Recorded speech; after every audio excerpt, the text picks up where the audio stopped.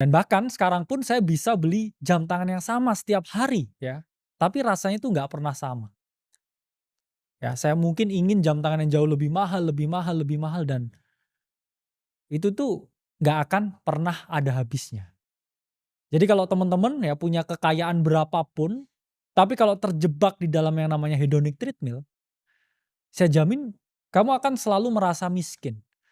Itulah mengapa banyak artis, banyak selebritis, banyak atlet, yang mana 4 tahun setelah mereka pensiun, itu mereka miskin lagi. Karena mereka satu nggak paham investasi, dua mereka terjebak ya dalam hedonic treadmill yang tidak ada habisnya.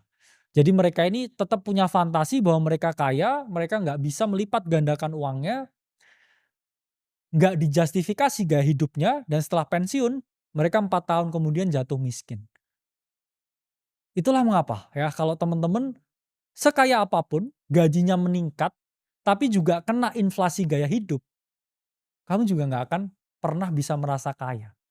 Banyak orang yang duitnya lebih banyak, tapi endingnya mereka juga merasa jauh lebih miskin. Ini ada riset yang menarik ya dari Daniel Kahneman. Beliau ini mengungkapkan, ini kalau di US. Di US disebutkan kalau teman-teman itu udah melewati pendapatan lebih dari $100.000 dalam 1 tahun, penentu kebahagiaan itu bukan hanya pendapatan. 100.000 itu berarti sekitar 1,6 miliar. Ini di Amerika ya. Jadi setelah 1,6 miliar bisa kamu dapatkan dalam setahun, kebahagiaan itu bukan itu lagi faktornya. Ketika kamu merasa udah cukup aman secara finansial. Kebahagiaan kemudian ditentukan oleh kesehatan, keluarga, pasangan, teman, dan juga hal-hal lain yang nggak akan pernah bisa teman-teman itu beli dengan uang. Saya pernah merasa di titik ini.